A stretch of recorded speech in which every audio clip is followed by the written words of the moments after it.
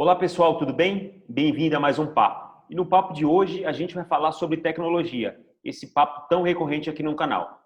Para falar sobre isso, a gente convidou uma pessoa que entende muito desse mercado, que é o nosso amigo Eric. E para iniciar, Eric, eu gostaria que você se apresentasse, mas antes de se apresentar, ou depois de se apresentar, o que você achar melhor, fale um pouquinho sobre esse mercado de startup. Obrigado, Torres. Obrigado, Alex. Vamos lá. Eu sou o Eric, trabalho aí desde os 14 anos com tecnologia, desenvolvimento de sistemas. Passei por algumas pequenas empresas, algumas grandes empresas multinacionais. Pedi as contas aí no final do ano passado, meio para o final, e comecei a me aventurar junto com mais dois amigos, dois sócios, e não é uma primeira experiência, né? A gente já teve várias outras experiências, mas nenhuma pulando com os dois pés na água, né? Então a gente sempre tentou fazer alguma coisa como um plano B, né? Então você tinha lá o seu emprego fixo, CLT, estável, entre aspas, tranquilo, e sempre tentava fazer um freelance, fazer algum trabalho à parte, ou fazer alguma coisa paralela para ver se deslanchava, né? E nunca deslanchava. Talvez pelo principal motivo que a sua prioridade não é essa, né?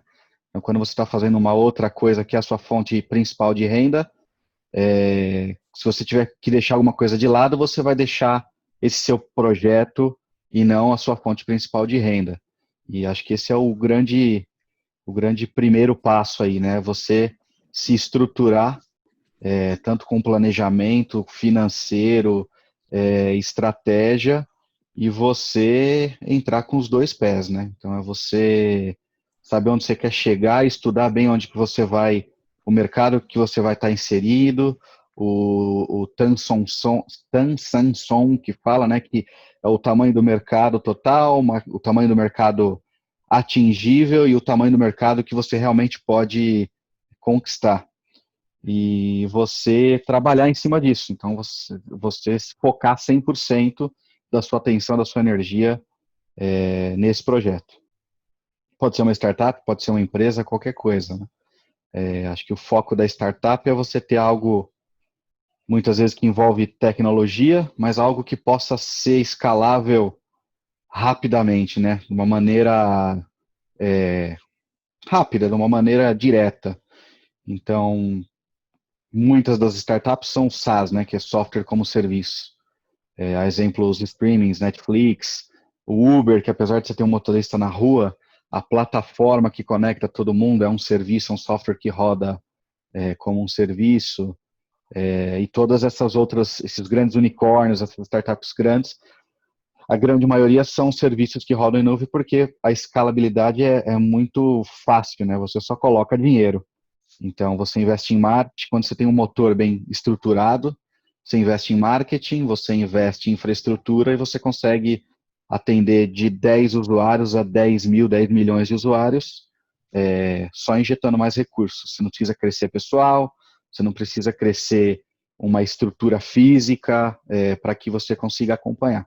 Acho que esse é o grande ponto e o foco, né? O que diferencia uma empresa, pequena e média empresa, de uma startup, né? Uma pequena e média empresa tem poucos funcionários também, lá 10, 20 funcionários, e uma startup que geralmente também tem 10, 20 funcionários. A diferença é que a pequena e média empresa você não consegue escalar com tanta velocidade quanto uma startup, né? Essa acho que é o principal ponto.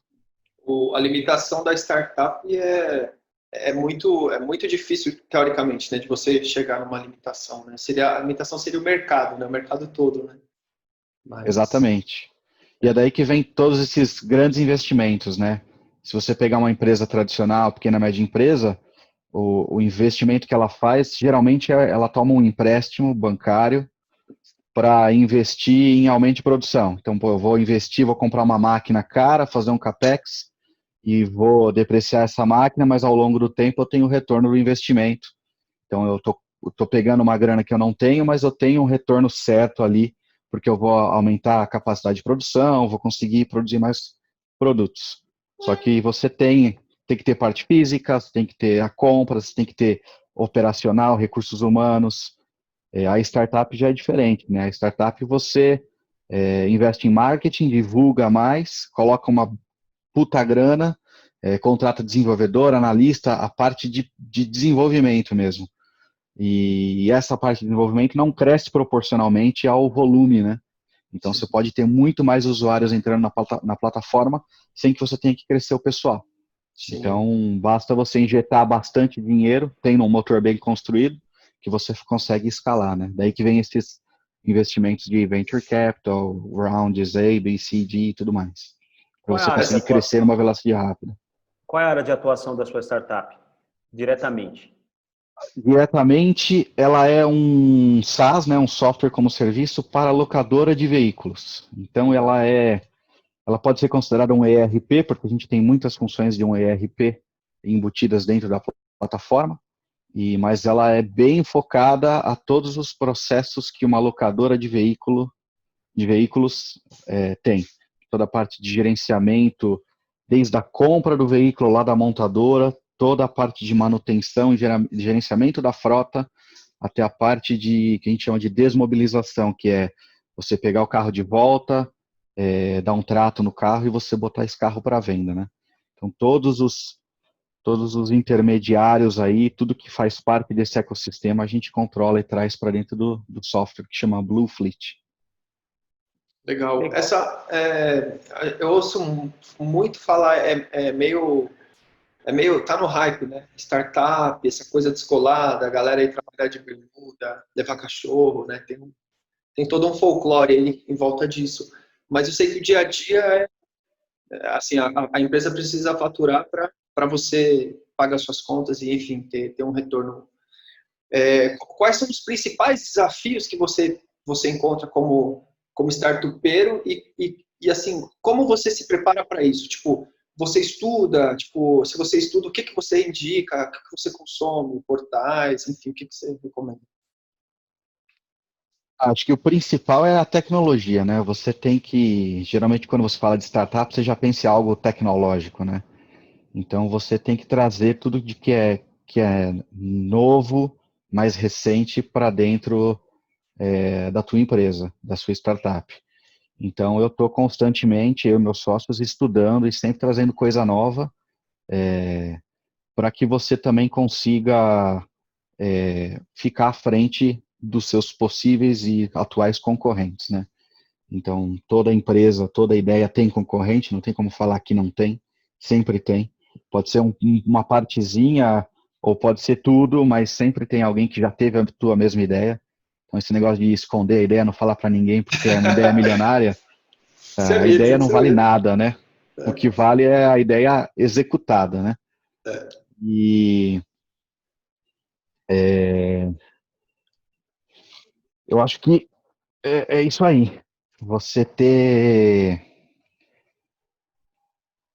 você ter essa disponibilidade, né? Você ter essa vontade de correr atrás do que é novo e trazer para dentro. E no meio da tecnologia é tudo muito rápido, né? Hoje, uma coisa que surgiu hoje, todo mundo está usando, daqui a um ano já cai em desuso porque tem uma coisa melhor ou mais evoluída, mais avançada.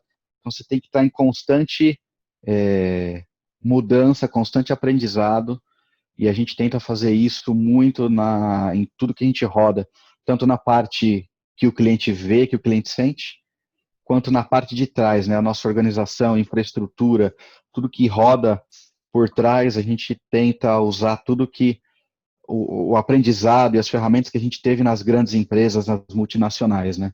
Hoje a gente tem condição com a nuvem de você ter ferramentas e ter uma arquitetura muito parruda de alta disponibilidade, de disaster recovery, eram soluções que eram muito caras antes. Se você tivesse que comprar o hardware, tivesse que hospedar, ter um data center, você ia falar de milhares ou US$ 1 milhão para você conseguir ter uma estrutura. E hoje você paga sob demanda, né? Você consegue ter algo bem complexo, a nível bem profissional, assim mesmo, de empresa grande, numa startup de 4, 5 funcionários. E você paga pelo volume. E aí que está a vantagem, né? Você consegue escalar. Hoje você paga X e amanhã, se você tiver 100 vezes mais usuários, você só clica lá no botão, aumenta a sua infraestrutura e paga uma conta maior no final do mês, mas você consegue atender essa demanda. Puta, bem legal, hein, Eric? Aproveitando, Alex, o Danilo entrou com a gente aí, e aí vai participar. Teve um probleminha técnico, demorou um pouquinho para entrar, mas agora está com a gente. Nosso correspondente de Londres acabou de chegar. Então, Danilo, é o seguinte, cara, bem-vindo ao Papo de Criativos. Você que tem experiência aí, tem trabalhado com tecnologia também desde os 3 anos de idade também, nasceu mexendo no computador. Você trabalha na Cielo atualmente. Tecnologia na veia, né? Esse tipo de empresa tem que estar conectado, não tem como ficar para trás nesse sentido. Como que a Cielo, que é uma grande empresa do mercado financeiro, vê essas fintechs, né, que aparecem, tipo, cada dia você vê novas aparecendo aí? Você acha que isso acaba sendo uma ameaça? Como que tá rolando essa movimentação aí dentro? Como vocês enxergam isso? Uhum. Boa tarde, pessoal, tudo bem? É um prazer estar com vocês aqui. É verdade, Alex. Assim, não trabalho desde os 3 anos com tecnologia, né? Fui começar a brincar com computador mesmo, tem, sei lá, uns 30 anos. quase 30 anos, aí uns 27 anos, então mas não é desde os 3, né? Mas tudo bem. Mas assim, realmente eu trabalho hoje numa empresa que ela vislumbra muito tecnologia, faz parte da missão dela trabalhar com tecnologia para oferecer os serviços que ela tem. Então, assim, o legal é que abre o leque para você ver muita coisa nova, né? E assim, de uns anos para cá, realmente, o que começou a surgir cada vez mais, devido ao mercado e tudo, novas fintechs, novas startups, e assim, a Cielo, ela sempre teve esse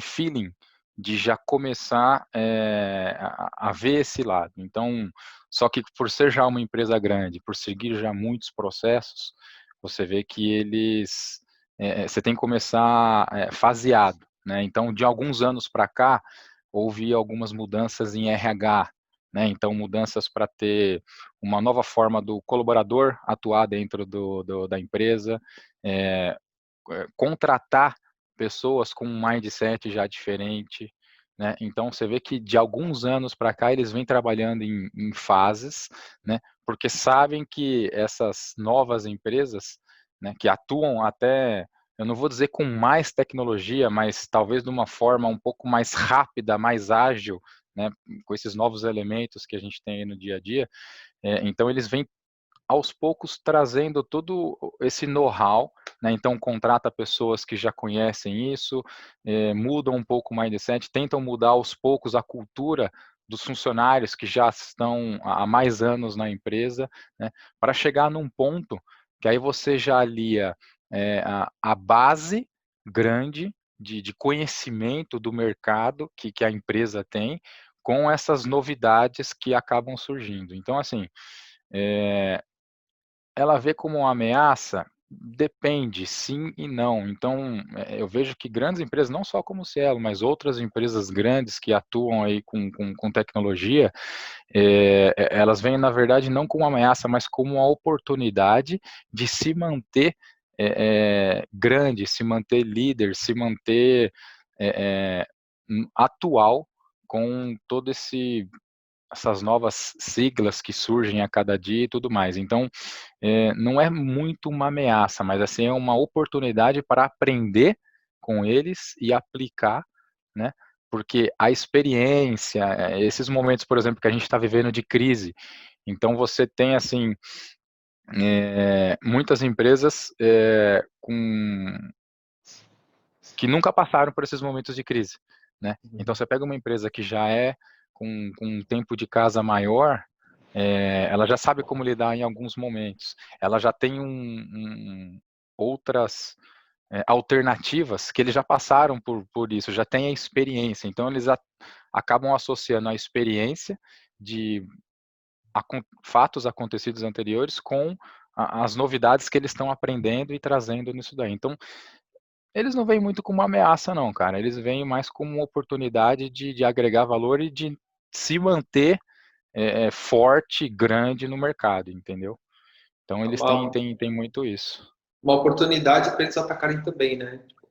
Exato, exato. Uma Então, coisa que eu assim, percebo, não, pode falar, pode falar. uma coisa que eu percebo eu trabalhei em empresa grande também, eu percebi que mudanças são muito demoradas para fazer. Se você não tem um departamento que tem um setor inovação, pesquisa e Sim, desenvolvimento, né, mas tem. implantar é, as, as alterações em uma linha de produção, a galera já está trabalhando ali naquele workflow e tal, é Uhum. muito difícil, né? O pessoal fala que é o gato gordo, né?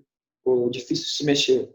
Já a Sim. startup pivota, sei lá, semanalmente, se for o caso, os caras conseguem se reinventar, né? Então, aí depende muito do ambiente, né, e do tipo de serviço que aquela empresa do que aquela empresa presta, né, que é, por exemplo, vamos lá para um lado que eu estou trabalhando nos últimos 7 anos. Então, você está no setor financeiro, né, de adquirência, serviços financeiros e tudo mais. Se você tem um ambiente que você para por 10 segundos, 1 minuto, 30 segundos, cara, você perde milhares e milhares de reais, né? Você chega a ter momentos daí de ter transações aí em picos de época de Natal de 1.000 transações por segundo, né, em pico, né? Então você fala, pô, imagina, se eu paro 1 segundo, eu posso perder até 1.000 transações, né? Então são 1.000 pessoas que estão fazendo uma transação via e-commerce, via maquininha, seja lá o que for, via link, QR Code, não importa. Então, são ambientes críticos, né? Dependendo do serviço que a empresa presta, ela até pode fazer alguma coisa offline, dependendo do produto que ela tem, né? Para esse ambiente de setores financeiros, não é tão assim. Então, aplicar essas metodologias que existem várias, essas empresas, principalmente as empresas grandes, elas aplicam, mas realmente elas, por natureza ou por necessidade, elas têm que ser em alguns momentos engessadas. Você não pode sair, deixa eu mexer nesse negócio aqui que é o core. Pronto, eu vou parar aqui 2 minutinhos. Cara, você parar aqui 2 minutinhos, você está perdendo bastante dinheiro. Então, você tem que usar toda essa sopa de letrinha existente para criar essas formas mais disruptivas, né, que sejam menos disruptivas para o ambiente, para poder fazer essas mudanças mais rápido, mais ágeis e tudo mais. Então, assim, no setor financeiro, dá para fazer isso? Dá. É um pouco mais engessado? É por necessidade. Dependendo da empresa que você tem, o produto que você oferece, você consegue fazer isso muito mais fácil, Sim, né? sim, é Então, verdade. existe aí um outro lado. Então, tem muitos casos de muitas empresas que saem aplicando essas tendências ágeis e tudo mais, e eles acabam tendo mais prejuízo, porque o produto deixa de rodar, deixa de ser ofertado, do que a vantagem da entrega rápida, né? E aí, Sim, quando eu falo em entrega rápida, não é nem pela questão de qualidade, porque hoje também existem vários métodos para você entregar rápido e com qualidade, mas é mais por uma questão de retorno financeiro mesmo. Então, dependendo do seu negócio, você precisa balancear essa, essa forma de atuar rápido, mas realmente é um pouco mais engessado? É um pouco mais demorado? Sim. Sim e não, porque, como eu sim, falei, nesses últimos anos, as grandes empresas correram atrás disso, então elas já atuam também dessa forma, só que elas conseguiram encontrar um ponto de equilíbrio e, assim, nunca você está no certo, você sempre está em evolução, né, então sim, sim. eles vão aprendendo também com os erros, né, todas essas empresas grandes, e aos poucos, o que eu percebo é que está cada vez desengessando cada vez mais, né? Então, está cada vez mais maleável, está cada vez mais fácil, com esse advento aí de máquinas na cloud, o que você levava às Coronavírus. vezes, coronavírus, você trabalhar de uma forma mais digital, né? As empresas já estão nessa digitalização de todos os processos, já estão vindo aí pelo menos há uns 2, 3 anos trabalhando dentro disso, né? Então, não é igual uma startup, uma fintech que já nasce com molecada lá de 12, 13, 14, 15, 17 anos já fazendo isso já desde que é pequeno, não. Então, eles aprenderam isso, eles já conseguiram colocar na balança um trabalho em home office, serviços na nuvem, serviços no seu data center, né? E os processos vindo em paralelo. Então, o que era um pouco mais engessado já está evoluindo, né? Por isso que eu falei, dependendo do ambiente do produto que a empresa oferta, também não dá para ser tão assim, né? Isso Porque que às eu vezes acho o que isso, prejuízo pode ser maior, entendeu? eu acho que isso está intimamente ligado, assim, diretamente ligado com a cultura da empresa, né? Tipo, a Sim, cultura sim. da Cielo é uma, a cultura da Bluefleet é outra, de startups é outra. E Sim. até aproveitando um pouco esse gancho, o Eric, como que você como um dos líderes da Bluefleet, lida com essa parte da cultura, né? Tipo, da cultura da empresa. Vocês já pensam nisso? Já lê sobre isso? Eu sei que você já leu, mas como que você implementa isso no dia Já. a dia? A cultura é complicado, cara, porque eu venho de uma empresa grande, multinacional, que é uma empresa que foi criada por uma série de aquisições de outras empresas, né?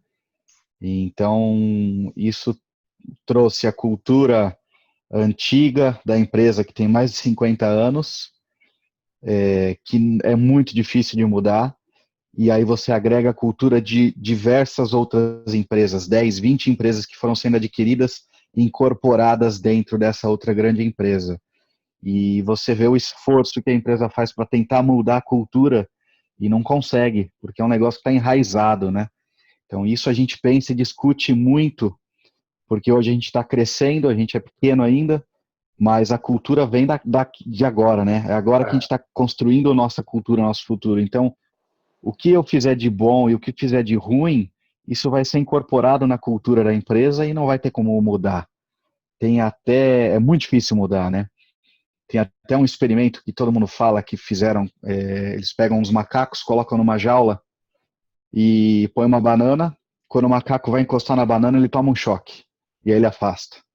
E aí tem lá 5 macacos dentro da jaula e eles vão fazendo isso, até que todos os macacos percebem que se eles encostarem na banana, eles vão tomar um choque, então eles não vão mais. Aí eles tiram um macaco e colocam um novo. E esse macaco novo, ele nunca passou por aquilo, mas por ele ver os outros não fazendo, ele começa a não fazer também. Até que uma hora eles trocam todos os macacos e só colocam macacos novos. Os antigos não estão mais lá. E os novos, ninguém encosta na banana. Porque é um negócio cultural. Eles não passaram por aquilo, mas eles, pelo ambiente, eles sabem o que eles podem e o que eles não podem fazer, né? E na empresa acontece a mesma coisa. Então, para você tentar mudar a cultura é um negócio muito difícil, né? Você tem que ir na raiz. É algo meio que psicológico, sabe? Entra na Sim, cabeça das pessoas. Ô, Tem que Eric, mexer na Então, base da pessoa, né? mexe na base. É inconsciente, né? Você não tem consciência daquilo. sim. Eric, aproveitando que você está falando de cultura e tudo isso, como é que funciona? Porque assim, as pessoas que assistem o nosso canal aqui, eles estão a fim também de aprender, de conhecer um pouco a área que a gente está falando aqui, né? Como é que funciona o caminho para você criar uma startup, ou seja, passar pelo processo de incubadora, depois em busca do investidor anjo, até que realmente essa startup saia do papel e se torne aí uma empresa? E se você puder falar um pouquinho também como é que funciona a parte para você regularizar junto à Receita, essas coisas todas, a criação de uma empresa nesse estilo aí uma startup, na verdade, né? Sim. Ó, a literatura, quando você lê muito, o que a maioria da literatura diz é o seguinte: não se importe com o CNPJ no começo. Que a ideia da startup é você validar um modelo de negócio inovador, né? Então, por exemplo, lá o quinto andar. As pessoas faziam o aluguel de casa com uma imobiliária, ia lá, fazia o contrato, tudo mais. O quinto andar, ele trouxe isso por um serviço na nuvem, e você faz tudo da sua casa, você não precisa mais ir na imobiliária de um corretor, a parte do fiador, que era aquela parte chata, seguro fiança. Eles mudaram, viraram do avesso e criaram um modelo novo que funciona. Só que eles tinham que testar esse modelo. E para você testar, o que a gente comumente tenta fazer é construir um negócio bem direitinho, né? Perfeito, impecável, para você colocar no mercado e ver se funciona. Só que às vezes você vai passar 1, 2 anos criando esse produto E quando você vai pôr no mercado, o timing já foi, ou você gastou muito dinheiro, muito tempo, e você vê que aquilo lá não tem adesão, que não tem um fit no mercado. O que as startups tentam fazer é o seguinte: você fazer gastando o menos possível, no menor tempo possível, e tentar testar o modelo, né? Então você não precisa ter um produto inteiro, completo, para você testar, para ver se ele vai ter aderência ou não. Você faz o mínimo possível, que eles chamam de MVP, né? Que é o produto mínimo viável. Né? Qual que é o mínimo que eu posso fazer para que eu consiga testar essa hipótese? Os usuários a pessoa vai alugar o seu apartamento, botar para locação de forma remota. Então você faz o mínimo possível e tenta testar aquela hipótese. Se ela começa a dar certo, aí você começa a investir e criar um produto em cima daquilo. Então a literatura diz o seguinte: até você testar a hipótese, faça o mínimo possível. Você consegue operar sem CNPJ, isso não é contra a lei. Na verdade, quando você começar a ter um faturamento de um certo volume, isso vai exigir que você tenha um CNPJ, tudo bonitinho. Mas antes disso, você não está ilegal, você não precisa fazer. Que é assim, o custo não é tão alto, né? É um custo baixo, mas no começo qualquer real que você gaste sem necessidade vai fazer diferença. E é uma burocracia, né? Você tem registro da marca, você tem toda a parte de contábil, toda a parte financeira. Então, no começo, para testar a hipótese, você vai logo direto ao ponto. Quando você que vê que o negócio está tomando forma e está dando certo, e aí é o processo normal de qualquer empresa, né? Então você vai registrar sua marca, você vai procurar um contador, aliás, a gente tem um ótimo contador aí, amigo nosso, você vai abrir o seu CNPJ, você vai ver a parte financeira, banco, tudo, você vai estruturar a empresa como uma empresa normal, né? Porque senão você fica gastando energia com algo que ainda não é naquela hora, né? Tipo, eu vejo muito isso, né? A gente fica estudando, fica projetando o negócio, fica desenhando lá o negócio, não, vai ser assim, assim, assado. E aí, meu, quando entra para valer, toma uma no meio do mercado aí dos impostos aí, já era, não tá Mas Exato. você não falou do percurso aí. O percurso, cara, o percurso é esse. Primeiro que você tem que se dedicar. Então, você fazer um negócio em paralelo, a maioria das vezes não vai funcionar. Talvez para você testar uma hipótese, funcione. A hora que você viu que a hipótese deu certo, você tem que se dedicar. Você vê que tem gente que larga o emprego, vende a casa, vende o carro, junta uma grana e vai para as cabeças, vai fazer o negócio acontecer. Então, o primeiro passo é você testar a hipótese. Quando você vê que a hipótese funciona, aí você tem que ir atrás de mercado. Tem o mercado para isso? Porque às vezes o seu mercado é tão pequeno que você não vai alcançar um faturamento bom e conseguir um lucro bom, né? Então você tem que estudar o mercado inteiro, você tem que saber até onde seria possível você chegar e você tem que ter um mercado que é plausível, né? Não adianta você querer achar que vai conquistar em um ano 80% do market share. Não tem como. Então você tem que usar números, você tem que tentar fazer previsões sem o chutômetro, que é muito difícil, né? Você tem que se basear em alguma coisa, a maioria das vezes é um chute embasado, né? Então você tem que se embasar em alguma coisa e ter uma projeção, ter um planejamento estratégico e financeiro, estratégico para atacar o mercado e financeiro para ter chama de pista de decolagem, né? Se acabar a pista, o avião cai, não tem como. Então você tem que ter um espaço suficiente para que você consiga deslanchar e ter algum faturamento para que você consiga seguir. É, E nesse meio do caminho que você vai sentir quando que é a hora de você começar a fazer as coisas legais, né? Criar o CNPJ, criar aí toda a infraestrutura e toda a estrutura legal e fiscal.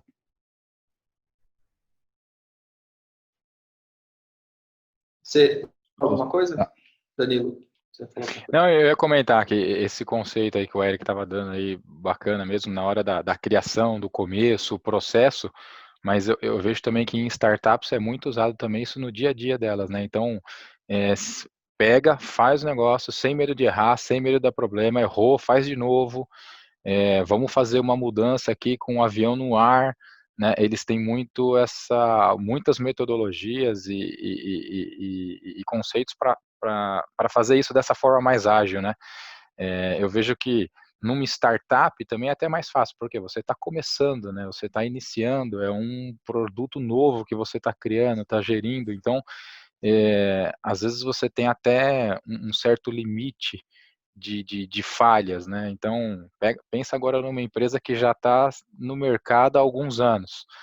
Como é que ela vai, mesmo que ela já tenha trabalhado cultura, tenha feito isso daí, como é que ela vai, agora vamos fazer uma mudança aqui com um avião no ar, né? Se o pessoal não tem essa, como é que também tinha comentado no começo, tem que vir muito da pessoa. Se a pessoa não tem esse negócio, não, eu vou fazer, eu vou ter essa proatividade, vou usar aqui todos os meus conhecimentos para fazer essa mudança aqui com o avião no ar, e o avião não pode cair, né? E sem medo de errar, né? Para quem não tem essa cultura nova, cara, os caras querem seguir os processos devagar. Espera o avião decolar, espera o avião pousar, espera todo mundo sair, vamos pegar, vamos fazer a mudança, vamos fazer a alteração. Agora sim, o avião decola de novo e valida. Não é muito fácil fazer essa mudança de cultura dentro das pessoas. Por um outro lado, empresas que também têm já até financeiramente mais chances de errar, eu vejo isso muito nas empresas hoje, eles estão trazendo essa cultura para dentro dos funcionários, eles estão falando assim, ó, faz sem medo de errar, porque antes o cara tinha medo de fazer um negócio, errar, o que ia acontecer com ele? Ele ia ser mandado embora, né? O cara ia perder o emprego dele. Agora, eles já estão inserindo isso na cabeça dos funcionários mais antigos, falando, não, faz sem medo de errar, né? Faz, testa, porque é dessa forma que às vezes surge um negócio novo, funciona, é dessa forma que eu vejo, imagino que seja assim que as startups trabalham, né? Porque eles estão trazendo isso de dentro desse negócio, isso está mudando a forma das pessoas agirem, só que deve existir um limite. Eu queria até fazer essa pergunta para o Eric, né? Quantas vezes a pessoa pode errar no começo ou no meio, quando você está num produto dentro de uma Blue Fleet, por exemplo, e sem que haja grandes perdas? O Caixa vai responder quantas vezes você pode errar. Exato. Tem um livro da Google, uma técnica da Google, que chama Sprint, o livro. E é um livro legal, gostoso de ler, e ele te ensina a testar uma hipótese em 7 dias, né? Então, sprint é corrida, né? É rápido. Então, você vai pegar, em 1, 2 dias você vai criar a hipótese, em 2, 3 dias você vai validar, criar um protótipo, e no último dia, no 5º dia, você vai validar esse protótipo. Então, é uma forma bem legal de você testar essas hipóteses, né? E o que diz que você tem que fazer é errar rápido e errar frequente. Porque se você demorar muito para errar, você vai gastar recurso, vai gastar tempo para ver que não dá certo. Então, se você errar mais rápido e mais frequente, você gasta menos dinheiro, você gasta menos tempo e você se direciona melhor para onde você tem que ir. Né? Então, a ideia é de você errar rápido mesmo. É o que você falou, é mudar a cultura. Antes, se você fizesse um projeto, a empresa investisse, patrocinasse, te isolasse para fazer aquilo e no final o projeto não dava certo, você estava na rua. Hoje não, hoje a empresa aloca um pouco de recursos, separa uma equipe, fala, faz, em poucos meses aquilo lá está pronto, eles põem para testar, se não deu certo, perdeu pouco dinheiro, perdeu pouco tempo. E aí o segredo está na pivotagem, né? Que é você saber que você fez um negócio que não deu certo, mas você viu que ali deu certo. E aí você deixa a sua paixão de lado, que muitas vezes isso que distorce e destrói as empresas, né? E vai para onde está dando certo. Puta, eu queria que isso desse certo, mas eu já vi que não deu. Mas aquilo lá parece um bom caminho, então você inverte e segue o caminho que você viu que está dando certo. O Slack foi criado assim, né? O Slack. O Slack ele foi criado como um chat para jogo, se eu não me engano. Sim. E eles viram que as empresas começaram a se interessar e eles mudaram o foco totalmente e bombou, né? Então, esse tipo de coisa eu acho interessante porque naquele livro, o Mindset, basicamente, em linhas bem gerais, assim, a gente percebe que quem tem sucesso, assim, para mim, a definição de sucesso é o que a pessoa quer alcançar, independente do que seja, né? Então, se você quer ser um obeso, se você tá comendo um McDonald's todo dia, você tá no caminho de sucesso, de ser um obeso. Mas, assim, os caras bem-sucedidos, assim, tipo, CEOs, atletas de alta performance, cara, todo tipo de pessoas que conseguem chegar no maior nível da profissão ou da arte que eles praticam, você vê que eles têm esse mindset de tudo bem errar. Eu erro, mas eu mudo, eu melhoro, eu estou o tempo todo treinando, o tempo todo corrigindo, né? Então é bem isso. Errar rápido, errar barato. Errar rápido e barato. Então vamos lá, vamos testar. Né? E isso para startup, você falando agora, faz todo sentido, né? O mindset de startup ser esse. Né? O Danilo, Exato. Aproveitando o gancho do que você falou, eu atendo aqui no estúdio muitas empresas, né? A maioria dos nossos clientes são empresas. Nossos clientes, na verdade, são todas empresas. E tem algumas empresas que eu atendo há mais de 10 anos, tal. E eu percebo que nos últimos anos, 2, 3 anos, as empresas, quase todas que eu atendo, passam por uma mudança no perfil do colaborador. Você tinha aquele colaborador mais velho, tá? Você Sim. passou a ter um colaborador mais jovem em todos os setores, desde comunicação, a RH, diretoria. Houve uma mudança no perfil do funcionário. E você já deve ter percebido isso na empresa que você trabalha. Esse fluxo novo, essa forma nova de agir, de entender os processos, de fazer com que as coisas sejam mais ágeis, parte principalmente pela mudança do perfil do colaborador? Eu diria que ajuda, mas não é por exemplo, a empresa que eu trabalho hoje tem cerca de um pouco mais aí de 3.500 funcionários. Se você for calcular uma média de idade, pelo menos na parte mais técnica, assim, de infra, que eu trabalho com infra de telecom, você tem uma média de idade de cerca de 38, acima de 35 anos. Não são jovens, não são os jovens, Mas é uma né? média legal, né? É uma média até que tá na média, né? Vai. Sim. Mas assim, eu vejo uma tendência, sim, nessas empresas que eu passei, uma tendência de uma mudança de idade, mas eu vejo mais ainda como se hoje em dia fala muito de você fazer a pessoa se sentir bem no trabalho, criar todas aquelas questões de home office, local para o cara dar uma espairecida, local para o cara descansar, local para às vezes o cara trazer o animal de estimação dele, para trazer a família próximo. Como as empresas estão muito preocupadas em deixar o ambiente de trabalho menos estressante para o colaborador, não seria hipócrita do lado deles falar assim, não, então eu vou fazer isso, mas eu vou fazer isso só com pessoas novas. Não, se eles estão fazendo isso, é para manter também essa experiência que eu estava comentando que é importante nessas grandes empresas. Então, eles não fazem tanto essas trocas para pessoas mais jovens. O que é novo, o que abre de departamento novo para começar a fazer uma mini startup dentro da empresa ou produto novo, sim, entram pessoas mais novas. Mas, em paralelo, eles começam a fazer um trabalho de mudança de cultura dos colaboradores atuais. Então, eles começam a trabalhar com RH, eles começam a fazer palestras, eventos, tudo para que mude um pouco o pensamento dos colaboradores. Então,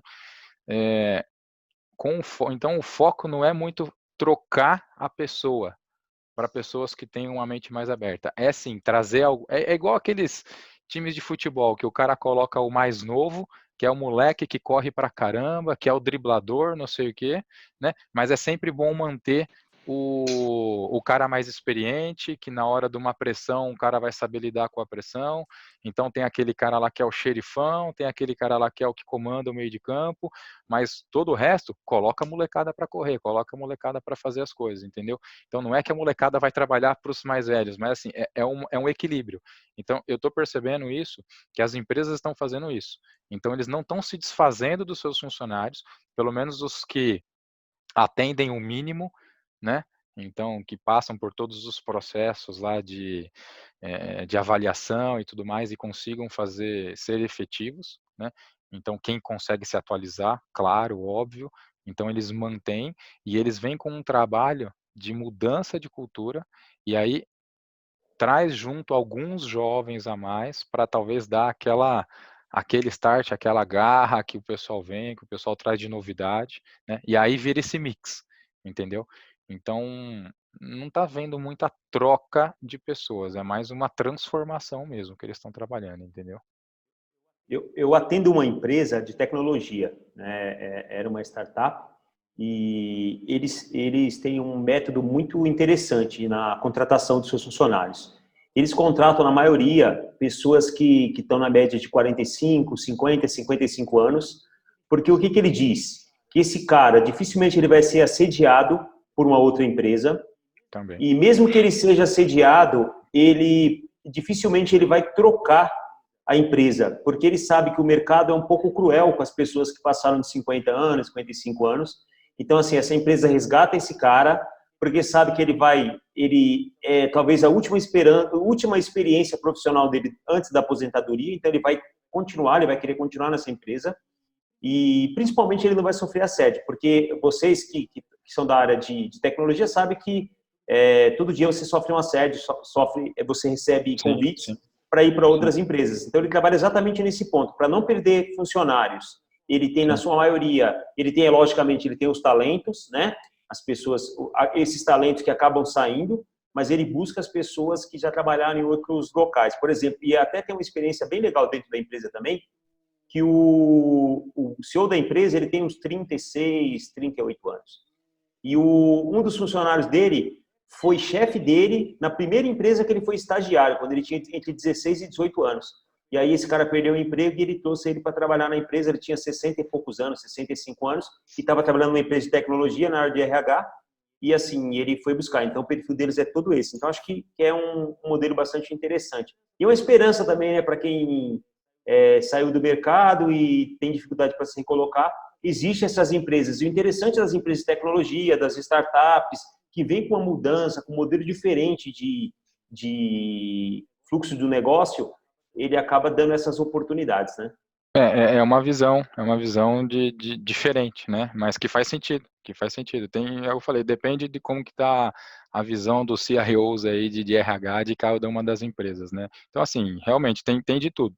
Na área que eu atuo, que é parte de telecom, tudo, essa parte de redes, então, ali a gente é responsável para manter toda a disponibilidade, né, do ambiente. Não entra funcionário ali que tenha menos de 10 anos de experiência nesta área. Então, assim, vai ser difícil você pegar um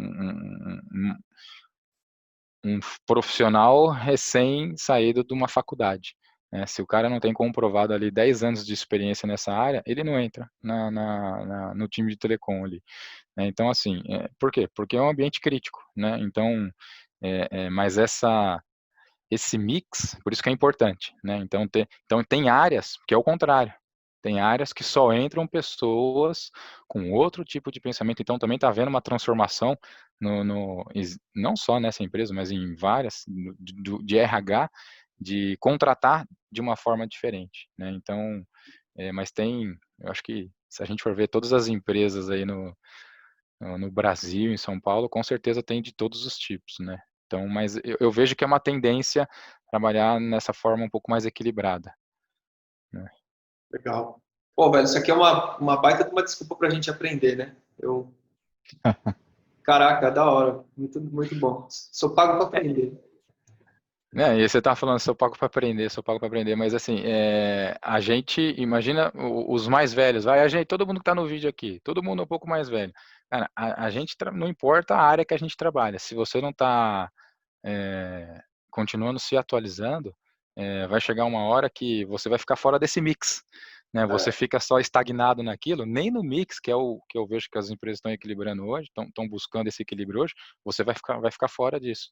Lembra quando a gente foi fazer os primeiros cursos de informática que a gente foi fazer nas Data Control, SOS, o que a gente Databyte, aprendia? SOS, Databyte, lembra? Você fazia o quê? Você pacote aprendia a mexer Office, em janela, pacote Office, você aprendia até, tinha ainda aulas de Digitação e por aí, né? digitação, teclas de atalho e mexer em janelinha de Windows. Cara, hoje eu fui ver a escola para os meus filhos há 1 ano e meio atrás, fui colocar eles numa escola de informática, com 6 meses, eles já estavam aprendendo o tal do code, o tal do não sei o que, o tal não sei o que lá, eles já saem programando, em 6 meses, montam um joguinho de aplicativo, né? Então, assim, o que está embarcado dentro de tudo isso? Já está embarcado o empreendedorismo, criatividade, para o cara elaborar um projeto, fazer um jogo, lógica de programação. Então, não é mais uma modinha isso, né? É algo que já está vindo embarcado na cultura das crianças hoje, crianças com 5, 6 anos de idade. Se for procurar uma escola de informática, você já vai ter esse tipo de aula, E, né? Então, e é como é que, interessante, o que Dan, eles vão, daqui, sei isso que você lá, há 5 falou, anos, às vezes eles estão criando os softwares deles, entendeu? né? só um gancho, Dan, no que você falou, o colégio do Pedro e do João, eles têm na grade robótica, informática com robótica, e tem uma matéria extremamente interessante, cara, que é finanças. Então, os caras com 9, 10 anos estão aprendendo a administrar o dinheiro E deles. isso, assim, não só, isso você vê também, eu tenho amigos que têm filhos em escola pública, que eles já trabalham com aquela função do Lego Robotics, que ele também ensina de uma forma mais didática ainda, né, com bloquinhos e tudo mais, ensina a programar, ensina as crianças a programar, sem precisar mexer com código em si, mas eles já fazem uma programação para que aquele robozinho que eles construíram do Lego já saia se mexendo, saia andando e tudo mais. Então, assim, é algo que está sendo bem difundido mesmo. É, todo mundo já sabe, é o futuro, né? Mas o legal, o bacana disso é que estimula essa questão dessa nova geração a criar novas coisas. Então, eles vão poder estar inventando novas profissões, novos produtos, novos softwares que vão resolver outros problemas, talvez problemas que a gente não conheça, né? Tem um ditado que os caras falam assim, a informática surgiu para resolver problemas que você não tinha antes, né? Então, na verdade, é isso, né? Então, vão surgir novas coisas, então é legal que estimula essa capacidade de pensar nessa nova geração, né? Se você for pensar lá atrás com a Revolução Industrial, né? As pessoas faziam tudo na mão, no braço, e aí vieram as máquinas para produzir com uma forma muito mais exata, né? Num padrão e com um volume muito maior, uma velocidade muito maior. E aí esses artesãos, vamos dizer assim, as pessoas que trabalhavam manualmente, foram substituídas pelas máquinas, e aí surgiu uma nova categoria, que eram os operadores dessa máquina. Então veio a indústria e as pessoas foram operar aquelas máquinas. Depois vieram os robôs e começaram a substituir. Então essas pessoas não precisavam mais operar a máquina, porque tinha um robô que operava com muito mais precisão e muito mais velocidade, e essa categoria também foi substituída. E criou outra, que são aqueles que desenvolvem os robôs, que programam os robôs. Então ele foi mais para o digital e saiu do manual do operacional. E isso está acontecendo agora também, porque você ainda tem uma série de categorias operacionais de atendimento, que são trabalhos manuais, mas não com a mão, né? São digitais, só que são operacionais, que são facilmente substituíveis agora por algoritmos de inteligência artificial. Então, hoje é muito difícil você falar com um atendente. Se você vai num chat, é um robô que está te respondendo. A Google lançou aí um algoritmo que ela liga para você, conversa com você, entende, e você não sabe que você falou com o robô. Então, essas categorias estão sendo extintas, né? E outras estão surgindo, como, por exemplo, a ciência de dados, essa parte de desenvolvimento de software, estatística. para algoritmos de inteligência artificial. Isso era algo que há 10 anos era pesquisa em desenvolvimento, isso estava dentro das universidades, e hoje está aí, qualquer um programa um algoritmo, roda um treinamento de máquina, e está na nuvem, é barato, é rápido e funciona muito bem, né? Então você está vendo que isso está tendo uma transição também agora no mundo digital, né? Esse trabalho operacional está morrendo. E eu não sei se tem volta, porque você viu que essas pessoas vão ter que, de alguma forma, ou mudar a área de atuação, ou se reinventar, né? Acompanhar e ir para esse foco de desenvolvimento, né? Eu li uma pesquisa dizendo que daqui 20 anos, quem não souber desenvolver software, o mínimo possível, uma lógica de programação, alguma coisa, está fora do mercado, porque antes, se era o pacote Office o essencial para você entrar no mercado, daqui 20 anos vai ser desenvolvimento. Nenhum software vai ser só aperta 2 botões e ele faz alguma coisa. Você vai ter que escrever o que você quer, porque as coisas estão ficando mais complexas, né?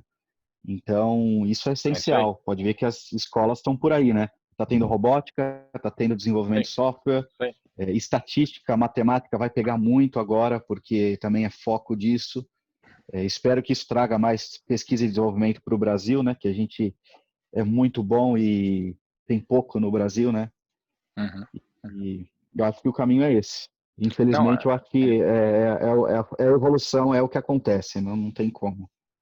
essa negócio de programação, ela já é presente hoje na área que eu atuo. Então, assim, eu nunca trabalhei com programação, já fiz alguns cursos, tudo, mas nunca trabalhei até por não gostar, sempre trabalhei nessa questão de redes. Hoje, há 2 anos atrás, já se falavam, ó, a área de redes, telecom, vai acabar, vai morrer, porque vai ser tudo programado para o software e vai ter um software orquestrando toda a sua rede.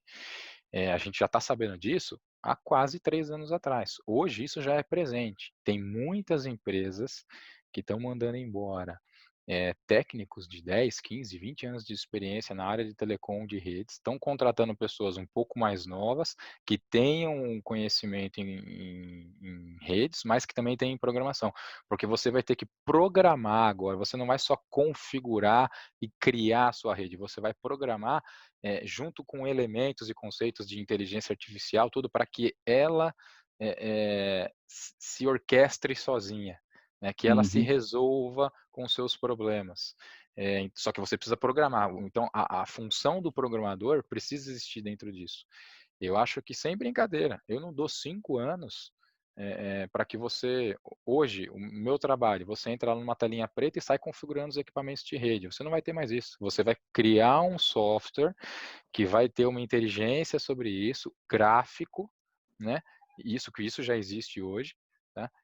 Que ele vai orquestrar toda a sua rede. Então, o que a gente já falava 2, 3 anos atrás, hoje já tem muitas empresas só com esse tipo de profissional. Eu dou mais uns 3 a 5 anos para não existir mais o profissional que como eu sempre trabalhei. Se eu Sim, não sim. tiver um conhecimento num Python da vida, em alguma linguagem de programação, para poder criar, desenvolver coisas diferentes, em 5 anos, se eu continuar na área técnica, eu não tenho mais vaga no mercado de trabalho. Isso é um Não. fato. Então, isso para uma área que nunca se falou de programação. Imagina para todas as outras, né? Você vai trabalhar com IoT, você vai programar sua casa para ser inteligente. Hoje tem um pouco, não talvez o ideal, mas já tem alguma coisa. Você tem os Alexa, você tem o Google, né?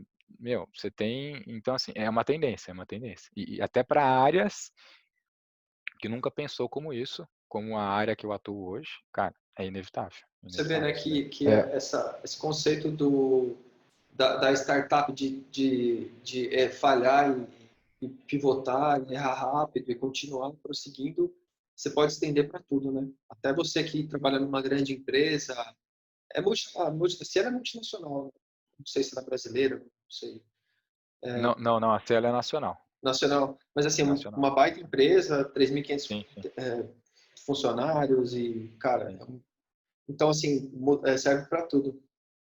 Pessoal, eu queria que vocês indicassem, então, a gente está encaminhando agora para o final, queria que vocês desse a recomendação de algum livro que vocês acham legal, que vocês leram, Pequeno Príncipe, qualquer coisa aí que vocês acharem que pode acrescentar para a galera que acompanha a gente. Eric, Bom, vai lá. eu tenho dois aqui. Eu falei agora há pouco do Sprint da Google. Esse livro é muito legal. Tem no Kindle, tem versão em inglês, em português, física, é muito bom. E tem um outro que eu recomendo, que é a Startup Enxuta, do Eric Rice. Tem em português e em inglês também. Em inglês é The Lean Startup. É um livro clássico aí que fala sobre tudo isso que a gente vem conversando. É muito bacana. Esses dois aí eu recomendo. Ô, Danilo, fica à vontade aí. Em busca. Então, vou recomendar nesses momentos alguns filmes que acabam influenciando muito nesse sentido. Então, eu gosto muito do Sonho de Liberdade, O Último Samurai, né, Coração Valente. Eu acho que são todos sobre coragem, sobre não ter medo, sobre não desistir, sobre lutar por um ideal que você acredita, né? Então, com isso, acho que você acaba com tudo o que você quiser, né, em qualquer campo, né, profissional, pessoal, né. Putz, que legal. Danilo, Eric, muito obrigado aí. Puto papo, como sempre, né, Alex? Passa muito rápido, porque a gente conversa temas que a gente gosta, temas que a gente não domina, e aí a gente vai absorver todo esse conhecimento. É muito interessante, muito gostoso. Obrigado mesmo aí pela presença de vocês. Espero que vocês tenham gostado. Obrigado por entregar esse tempo aí, por doar esse tempo para a gente, para doar esse tempo para as pessoas que nos acompanham. E foi muito, muito bacana mesmo. Muito obrigado. E, pessoal, até o próximo. Não se esqueçam de no nosso canal, tá ok? E vamos que vamos, né, não, Alex? É isso aí. Obrigado, gente. A gente se vê na próxima semana. Obrigado, aí. gente. Um abraço. Tchau, tchau. Até